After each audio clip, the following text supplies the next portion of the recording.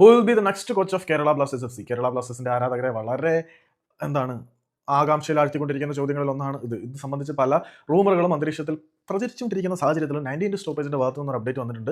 Kerala Blasters ഇന്ത്യയിലെ one of the most successful coach എന്ന് വിശേഷിപ്പിക്കാൻ കഴിയുന്ന അന്റോണിയോ ലോപ്പസ് സബാസിനെ ബ്ലാസ്റ്റേഴ്സിന്റെ പരിശീലകനായി കൺസിഡർ ചെയ്യുന്നുണ്ട് എന്നാണ് അറിയുന്നത്. മോഹൻ ബഗാൻ സൂപ്പർ ജയൻസിനെ വിജയങ്ങളിലേക്ക് അവർ ATK ആയിരുന്ന കാലം മുതലേ കൈപിടിച്ച് നടത്തിക്കൊണ്ടിരിക്കുന്ന ഈ ഒരു പരിശീലകൻ നിലവിൽ ഐ ലീഗ് ക്ലബായിട്ടുള്ള ഇന്റർകാശിയുടെ ഭാഗമാണ്.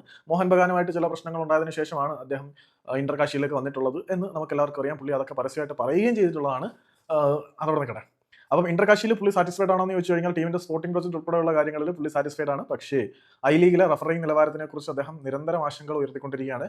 ISL-നെക്കാട്ടി കഷ്ടമാണ് ഐ ലീഗിലെന്നാണ് പുള്ളിയുടെ അഭിപ്രായം. അതവിടെ നിൽക്കട്ടെ. ഈ ഒരു സാഹചര്യത്തിൽ കേരള ബ്ലാസ്റ്റേഴ്സിലേക്ക് പുള്ളി വരുമോ എന്നൊരു ചോദ്യം വന്നു കഴിഞ്ഞാൽ വന്നാൽ കൊള്ളാമായിരുന്നു എന്ന് മാത്രമേ പറയുന്നുള്ളൂ. കാരണം അന്റോണിയോ ലോപ്പസ് സബാസിനെ പോലെ ഒരു പരിശീലകൻ വന്നു കഴിഞ്ഞാൽ ഈ നിഖിലേട്ടായിയുടെയും അഭികേട്ടായിയുടെയും സകല ഏട്ടായിമാരുടെയും മുഖം അങ്ങനെ വലിച്ചു കീറിയിട്ട് ഇവിടുന്ന് പോത്തുള്ളൂ. പിന്നെ പുള്ളി ഇവിടെ സക്സസ്ഫുൾ ആവുമോ എന്ന് ചോദിച്ചു കഴിഞ്ഞാൽ പുള്ളിക്ക് ഡിമാൻഡ് ചെയ്യുന്ന ടൈപ്പ് പ്ലേയേഴ്സിനെ ഇവിടെ കിട്ടിയില്ലെങ്കിൽ പുള്ളി കലാപം ഉണ്ടാക്കും.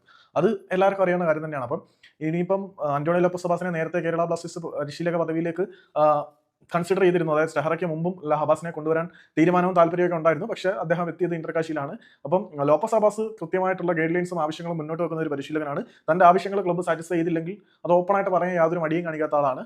അങ്ങനെ വന്നാൽ ഇവിടെ സക്സസ്ഫുൾ ആവുമെന്ന് ചോദിച്ചു കഴിഞ്ഞാൽ ഈ മാഗ്നം കൺസോർഷ്യത്തിന്റെ ഒരു പ്ലെയർ റിക്രൂട്ട്മെന്റ് പോളിസി വെച്ചിട്ട് പുള്ളി ഇവിടെ സക്സസ്ഫുൾ ആവാനുള്ള സാധ്യതയൊക്കെ കുറവാണ്. പുള്ളിക്ക് ആവശ്യമുള്ള പ്ലേയേഴ്സിനെ പുള്ളിക്ക് വേണം. അതിനകത്ത് പുള്ളി യാതൊരു മാറ്റവും വരുത്തില്ല.